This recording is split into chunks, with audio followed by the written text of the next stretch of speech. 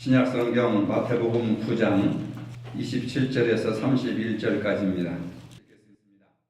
예수께서 거기에서 떠나가실새 두 맹인이 따라오며 소리질러 이르되 다윗의 자손이여 우리를 불쌍히 여기소서 하더니 예수께서 집에 들어가심에 맹인들이 그에게 나아오거늘 예수께서 이르시되 내가 능히 이 일 할 줄을 믿느냐 대답하되 주여 그러하오이다 하니 이에 예수께서 그들의 눈을 만지시며 이르시되 너희 믿음대로 되라 하시니 그 눈들이 밝아진지라.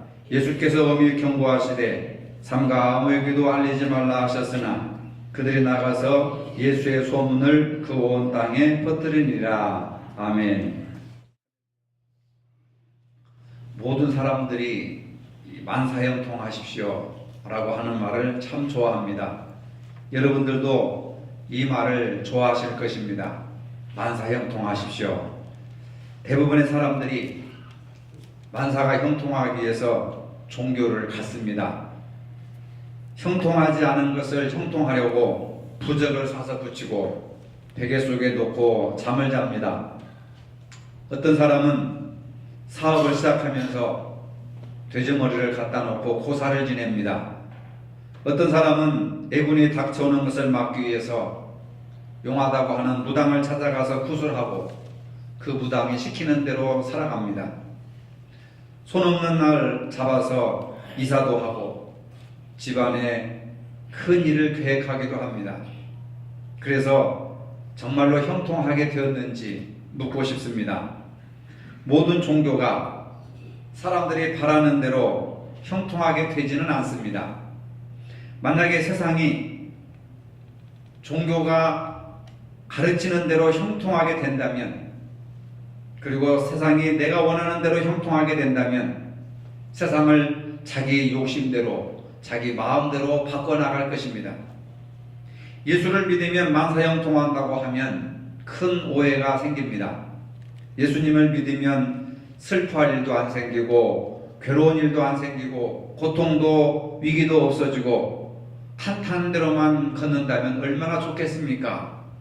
그러나 우리의 현실을 보면은 예수를 믿어도 가난하게 사는 사람도 있고 병원에 입원하는 사람도 있고 사업이 잘 안 되는 사람도 있고 자녀 때문에 속을 썩는 사람들도 많이 있는 것을 보게 됩니다. 신앙생활의 목적이 만사형통이라고 한다면 성경에 나오는 욥과 같은 인물은 고난을 그렇게 많이 당했는데 욥이 신앙생활을 잘못해서 그런 고난을 당한 것이 아닙니다. 예수님도 이 세상에 사시는 동안에 수많은 고난과 어려움을 겪으셨습니다. 예수님은 죄가 없으신데도 십자가에 못 박혀 죽으셨습니다.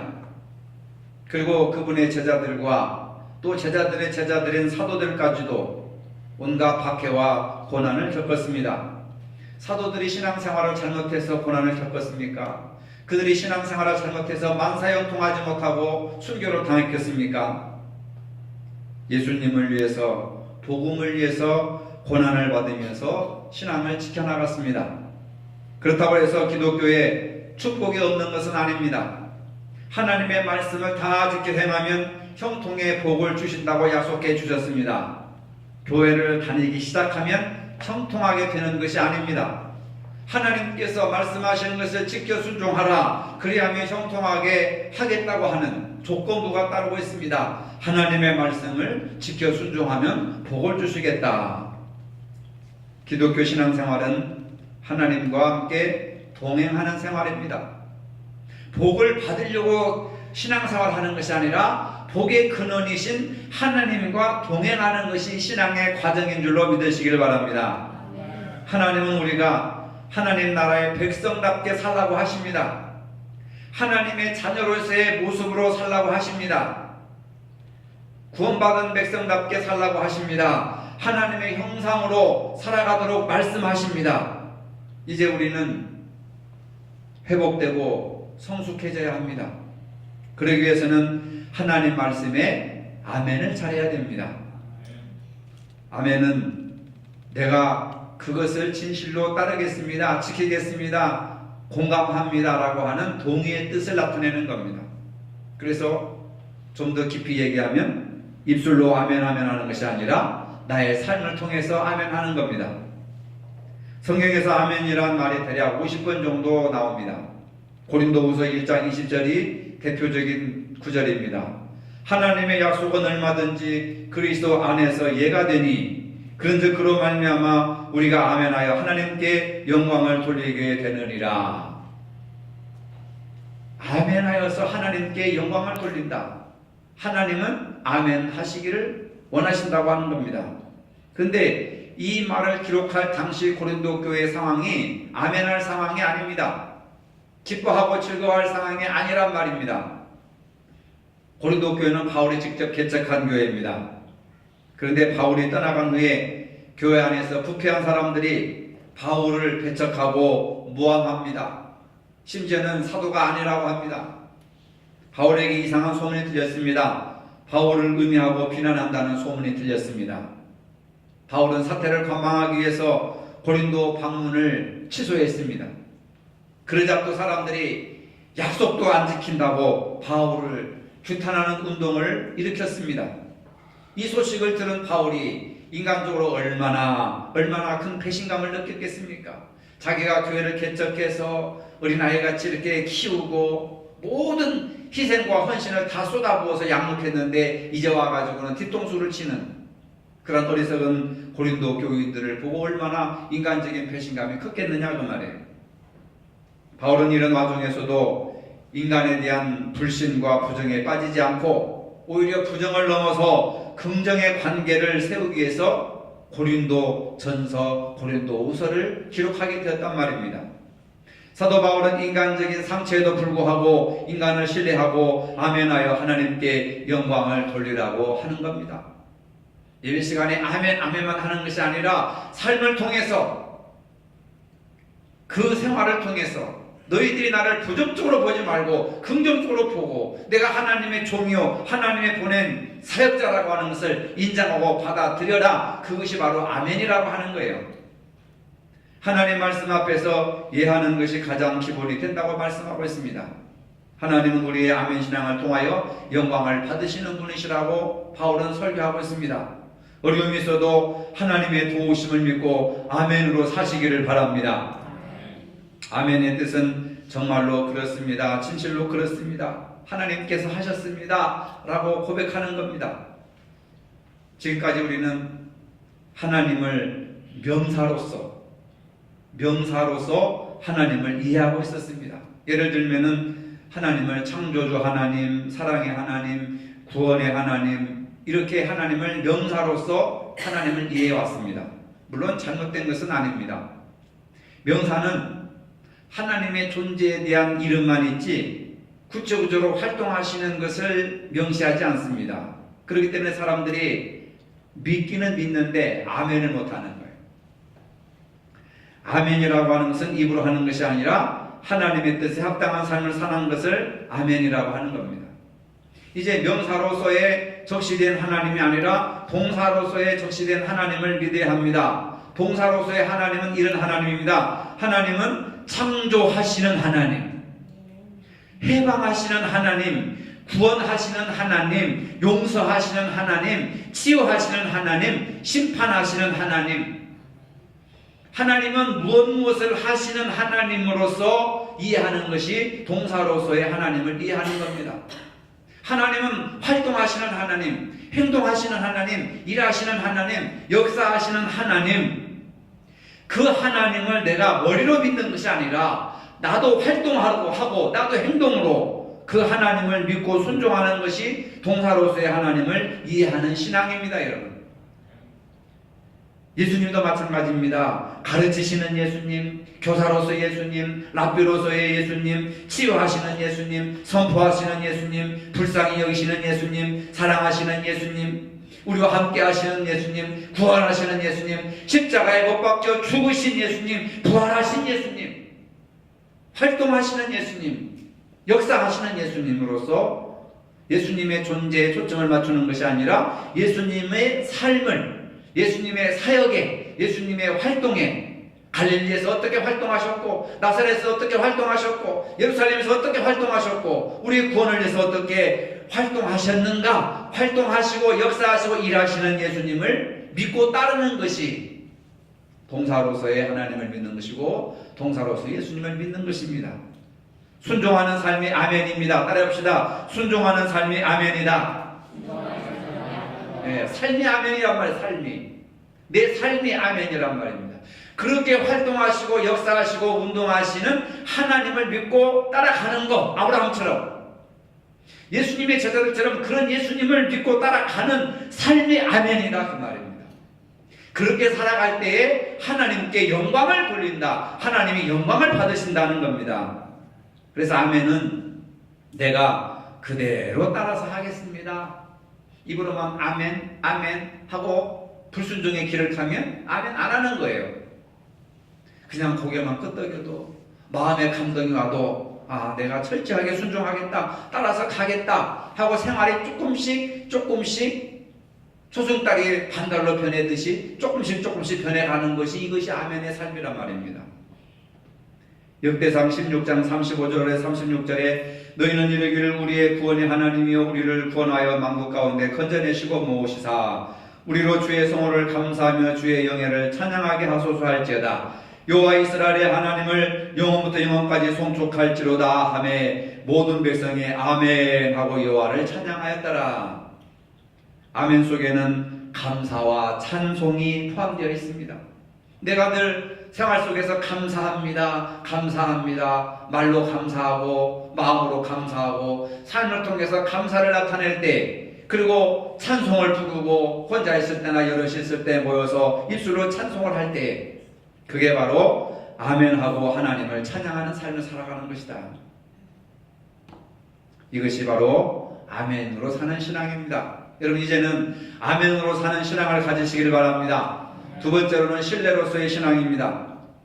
신앙은 하나님을 철저히 신뢰하는 데서부터 시작됩니다. 신뢰로서의 신앙은 깊은 바다에서 물에 떠가는 것과 같습니다. 19세기 기독교인이고 철학적 대가 중에 한 사람인 키엘케고르는 신앙에 대해서 이렇게 말합니다. 신앙이란 그 깊이가 100km가 넘는 바다 위에 떠가는 것과 같다. 신앙생활이라고 하는 것은 바다 위에 100km나 되는 어마어마한 수심이 깊은 바다 위에 떠가는 것과 같다고 했습니다. 바다 위에 떠 있는 사람이 몸부림친다면 결국은 바닷속에 가라앉고 말 것입니다. 반면에 긴장을 풀고 바닷물에 몸을 맡기면 안전하게 떠가는 겁니다. 우리가 하나님을 신뢰하는 것은 하나님께 모든 몸과 마음과 물질과 시간을 맡기고 그저 하나님이 원하시는 뜻대로, 하나님이 이끄시는 뜻대로, 하나님이 말씀하시는 뜻대로 맡기고 나아가는 것이 그게 신앙이다. 이렇게 규정을 했습니다. 마태복음 14장에서 예수님께 대한 신뢰가 얼마나 중요한 것인지를 말씀하고 있습니다. 밤 사경에 예수께서 바다 위로 걸어서 제자들에게 다가오셨습니다. 제자들은 예수님을 유령이라 하여 무서워 떨었습니다. 이들에게 예수님께서 말씀하셨습니다. 안심하라, 두려워하지 말라. 내니 두려워하지 말라. 베드로가 용기를 내서 바다를 뛰어내렸습니다. 바다 위를 성큼성큼 걸어갑니다. 잠시 후 바람을 보고 무서워 바다에 빠지고 말았습니다. 예수님께서 베드로에게 말씀하십니다. 믿음이 작은 자여 왜 의심하느냐? 책망을 하셨습니다. 폭풍 같은 인생의 어려움을 만났을 때 주님에 대한 완전한 신뢰가 얼마나 중요하고 필요한 건지를 베드로의 사건을 통해서 우리에게 보여주고 있습니다. 신뢰로서의 신앙은 하나님의 부력을 신뢰하는 겁니다. 여러분 물고기가 왜 바다에 빠져 죽지 않고 뜨는지 아십니까? 그 속에 부력이라고 하는 것이, 불에라고 하는 것이 있어서 호흡을 하면 불에, 꽈리 같은 작은 불에 공기가 가득 차면 그 부력으로 인해서 물고기가 떠오르는 겁니다.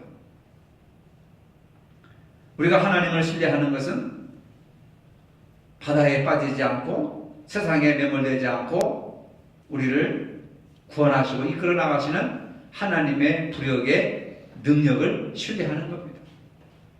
신앙은 이 세상에서 하나님의 인도와 보호를 신뢰하는 겁니다. 다윗은 하나님을 철저하게 신뢰했습니다. 하나님을 삶의 근거와 기초가 되시는 분으로 고백합니다. 안전한 것으로 인도하시는 분으로 신뢰합니다. 시편 23편의 말씀, 여호와는 나의 목자시니 내게 부족함이 없도다. 그가 나를 푸른 풀밭에 누이시며 실만한 물가로 인도하시는도다. 나를 푸른 풀밭에 누이시며 실만한 물가로 인도하시는 분이심을 철저하게 신뢰하는 다윗의 신앙, 바로 그런 하나님을 믿었다는 겁니다. 신뢰의 반대말은 불신앙이 아닙니다. 걱정, 근심, 염려가 신뢰의 반대말입니다.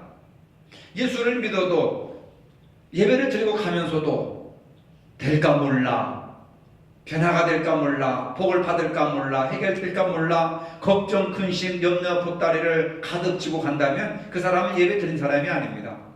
기도한 사람이 아닙니다. 찬송한 사람이 아닙니다. 그냥 구경만 하고 왔다 가는 거예요. 주님은 마태복음 6장 26절 이하에서 이렇게 말씀하십니다. 공중의 새를 보라, 심지도 않고 거두지도 않고 창고에 모아들이지도 아니하되 너희 하늘 아버지께서 기르시나니 너희는 이것들보다 귀하지 아니하냐? 너희 중에 누가 염려함으로 그 키를 한 자라도 더할 수 있겠느냐? 또 너희가 어찌 의복을 위하여 염려하느냐? 그래 백합화가 어떻게 자라는가 생각하여 보라. 수고도 아니하고 길쌈도 아니하느니라. 그러나 내가 너희에게 이르노니 솔로몬의 모든 영광으로도 입은 것이 이 꽃 하나만 갖지 못하였느니라. 오늘 있다가 내일 아궁에 던지는 들풀도 하나님이 이렇게 입히시거든 하물며 너희일까 보냐. 믿음이 작은 자들아. 염려하는 자들의 믿음이 작은 자들이라는 말이에요. 무엇을 먹을까, 입을까, 마실까, 몇 년을 살까, 어떻게 빚을 갚을까, 어떻게 성공을 할까 하는 온통 염려 때문에 잠도 못 자고 밥도 못 먹고 즐겁게 살지도 못하고 그러다가 병에 걸려 죽는 거예요. 믿음이 작은 자들아.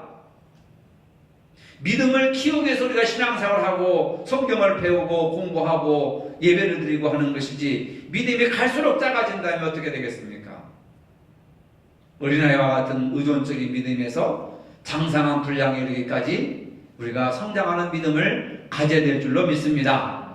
그러려면 우리가 말씀을 철저하게 신뢰해야 되고 예수님의 그 사역을 철저하게 신뢰하며 따라가는 것이고, 그럴 때 믿음이 큰 자가 되는 것이죠. 염려하지 말라 반복해서 말씀하고 있습니다. 믿음이 작은 자들아 책망하고 있습니다. 우리들 중에 누구인들 목사님 속 없는 소리 하지 마세요. 내가 염려하고 싶어서 염려합니까? 내가 걱정하고 싶어서 걱정합니까? 속도 모르는 소리 그만하세요. 자식이 속썩이고 남편이 속썩이고 자녀가 속썩이고 뭐 아들이 속썩이고 사업 때문에 속썩이고 빚을 못 받아서 속썩이고 장사가는데 속썩이고 뭐 이것저것 막 보면은 죽을 일밖에 안 남은 거예요. 우리 중에 누가 근심 걱정 없이 행복하게 살고 싶지 않은 마음이 누가 있겠습니까? 만약 우리가 근심 걱정이 없다면 얼마나 행복하고 자유롭겠습니까? 근심 걱정 염려가 없으면 천국이지 이 세상이라고 하겠습니까? 그러나 말씀은 우리들에게 염려하지 말아라, 염려하지 말아라 이렇게 이루에 말씀하십니다. 하나님을 신뢰하면 기쁨이 오는 줄로 믿으시기를 바랍니다. 하나님을 신뢰하면 모든 사람들에게 유익이 된다는 것을 믿으시기를 바랍니다. 하나님을 신뢰하면 염려 없이 살 수 있음을 하나님이 책임져 주신다는 것을 믿으시기를 바랍니다. 그렇기 때문에 오늘 우리가 하나님을 신뢰해야 됩니다. 내가 염려함으로 내 키를 한 자나 더 자라게 할 수 있겠느냐? 직역하면은 키가 작은 사람이 아무리 염려한다고 해서 키가 더 커지냐? 안 된단 말입니다. 영적으로 말하면 아무리 염려해도 내 생명을 하루라도 더 연장시킬 수 있겠느냐? 하나님이 오라 하면 끝나는 거라는 거예요. 모든 게 하나님의 주권하에 손안에 달려있는 거지 염려하고 걱정한다고 해서 되는 게 아니라는 거예요. 그러니까 불가항력적인 것, 내가 고칠 수 없는 것은 그냥 받아들이고 그냥 즐겨라. 그게 행복하게 사는 비결입니다. 내 힘으로 도저히 안 되는 것은 그냥 받아들이라는 거예요. 그리고 그 자체를 즐기라고 하는 겁니다. 염려, 걱정, 근심, 죽을 때까지. 그렇게 할 때에 모든 지각에 뛰어난 하나님의 평강이 지켜주시겠다.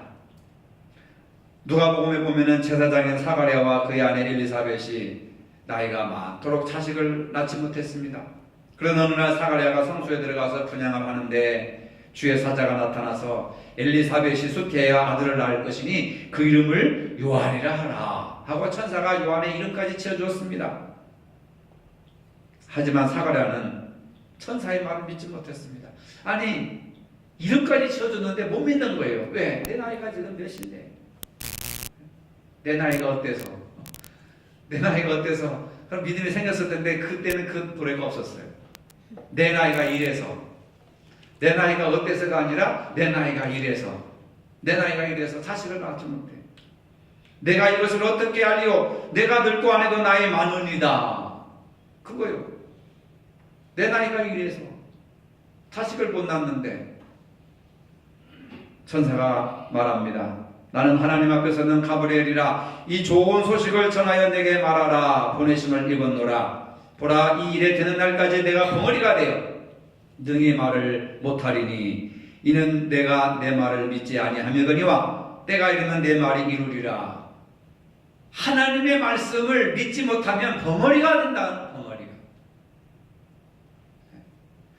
우리가 믿지 못하니까 가르치지 못하고 믿지 못하니까 증거하지 못하고 믿지 못하니까 전도하지 못하잖아요. 왜 그렇습니까? 벙어리가 돼서 그래. 벙어리가 돼서. 벙어리가 돼서. 방언 막 하고 싶은데 두려움이 생기고 저 사람한테 또 뭐 어떻게 뭐 오해받으면 어떻게 하고 또 창피하고 그러니까 말을 못하는 거예요. 벙어리가 된 거예요. 벙어리가. 왜? 내 속에 하나님에 대한 진정한 신뢰가 생기면 벙어리가 입을 열어 말을 하게 하는 거예요.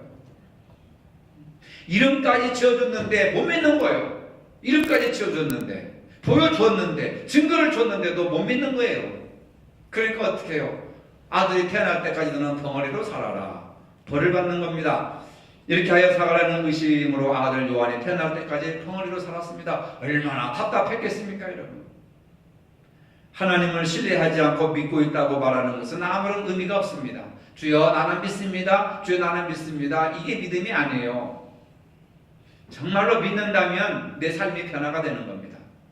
예수님을 닮아가게 되고 말씀 따라 순종하게 되는 것이 이게 믿음인 것이지고 이것이 아멘하는 것이지 그냥 머릿속으로만 믿습니다 하고 변화가 된다면 그건 죽은 믿음이다. 오늘 본문 28절에 보면은 예수께서 들어가심에 맹인들이 그에게 나오거늘 예수께서 이르시되 내가 능히 이 일을 할 줄을 믿느냐 대답하되 주여 그러하오이다. 저는 여기서 전율을 느꼈습니다. 이 맹인들이 주여 그러하오이다 하니 예수께서 그들의 눈을 만지시며 이르시되 너희 믿음대로 되리라 하시니 그 눈들이 밝아진지라. 맹인의 소원은 눈을 떠서 세상을 바라보는 것이잖아요. 내가 너희들을 고쳐줄 줄 믿느냐? 나를 신뢰하느냐? 하니까 주여 그러하오이다 라고 얘기하는 겁니다. 주여 그러하오이다 라고 하는 말은 이 맹인들의 언어로서는 아멘이라고 하는 말이에요. 이들은 성전에 다닌 적이 없어서 아멘이라는 말이 무슨 말인지 몰라요. 여러분들은 교회 오래 다녀서 아멘이라는 말을 잘 아시지만은 이 사람들은 아멘이라는 말을 몰라요. 맹인들은 구걸하러 돌아다니는 사람들이니까 언제 성전에 가서 제사 드리고 율법 배우고 이런 시간이 없어요. 그리고 아예 비주류로 그냥 사람 취급도 안 하는 거예요. 그런 사람들은. 맹인들의 대답은 예수님의 인격과 능력을 온전히 신뢰하는 고백이었습니다. 주여 그러하오이다. 이 말은 성전 안에 있는 사람들이 아멘 아멘 하는 말에 그들의 언어의 표현이라 그 말입니다. 그 믿음을 주님께서 기뻐하셨습니다. 입술로 믿는 신앙이 아니라 내 삶의 전체로 신뢰하는 신앙이어야 한다는 것을 말씀해 주고 있습니다. 주님의 말씀이 감동이 되면 여러분들은 주여 그러하오이다 고백하시기 바랍니다. 답답했던 눈이 열려진 것처럼 여러분의 문제가 해결될 것입니다. 주여 그러하오이다. 이 말은 종교적인 언어로서의 아멘이 아니라 삶 속에서 고백하는 신앙의 고백입니다. 말은 다르죠. 아멘. 그리고 불순종의 삶을 걸어가 보세요. 그러나 이 사람들은 아멘이 무슨 뜻인지는 모릅니다. 주님께서 내 눈을 고쳐주시겠다고 하시니 나는 전적으로 신뢰하겠다. 주여 그러하오이다. 우리가 말하는 아멘 아멘 한 거예요. 그러니까 그 믿음을 보시고 예수님께서 그를 고쳐주신 겁니다. 삶에서 고백하는 신앙이 진실한 고백입니다. 그들은 종교적인 관습이나 풍습이나 예배 순서에 익숙하지 못했습니다. 찬송에도 익숙하지 못했습니다. 율법에도 익숙하지 못했습니다. 그러나 예수님이 내 병을 고쳐주신다고 하는 것을 100% 신뢰한 겁니다. 그게 주여 그러하오이다 라고 하는 신앙입니다. 여러분, 교회에 익숙한 신앙 고백을 하지 마시고 여러분들의 삶, 교회를 벗어난 생활 속에서 신앙 고백하시기 바랍니다. 삶으로 신앙을 고백하시기 바랍니다. 그게 바로 주여 그러하오이다 이 말이에요. 그것이 문제 해결의 비결입니다. 날마다 삶 속에서 생활 속에서 어려움이 닥치면 주여 그러하오이다 라고 고백하시는, 그래서 모든 문제가 해결되시기를 주님의 이름으로 축복합니다. 걸어가신 주님, 삶을 통하여 온전히 말씀을 신뢰함으로 날마다 주여 그러하오이다라고 고백하며 살 수 있는 은혜를 더하여 주시옵소서. 예수님의 이름으로 기도합니다. 아멘. 이제는 우리 주 예수 그리스도의 은혜와 하나님 아버지의 무한하신 사랑과 성령의 교통하심이 날마다 주여 그러하오이다 고백하며 신뢰하기를 원하는 모든 성도들 머리 위에 이제로부터 영원토록 함께 하시기를 축원하옵나이다. 아멘.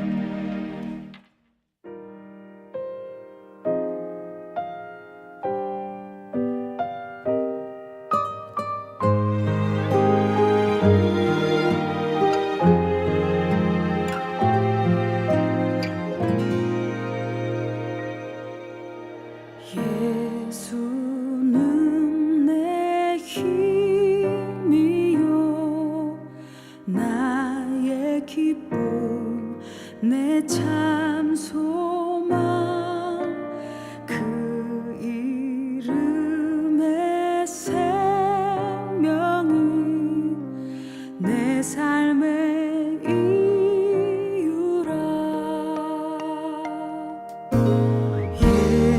예수는 내 힘이요 나의 기쁨 내 참 소망 그 이름의 생명이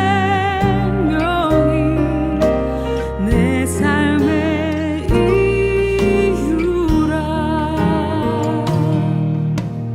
오직 주만 따라갑니다. 오직 주만 높임 받으소서. 내 평생에 그 이름을 그의 선하심을 세상에 노래합니다.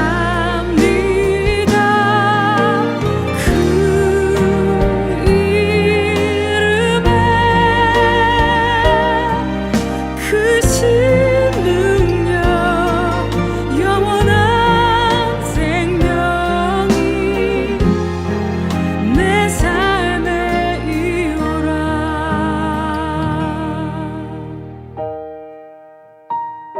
여러분 잘 들으세요. 예수님이 진리예요, 길이에요, 생명이에요. 모든 것이에요. 알파와 오메가예요. 만유의 주예요. 만왕의 왕이에요. 진리의 왕이에요.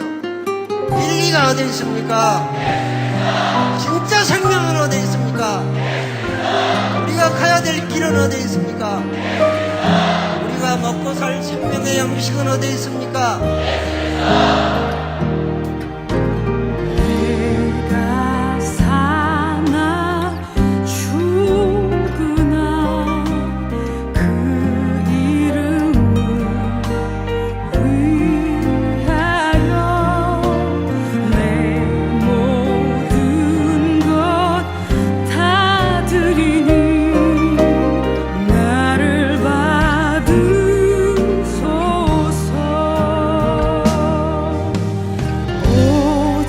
주만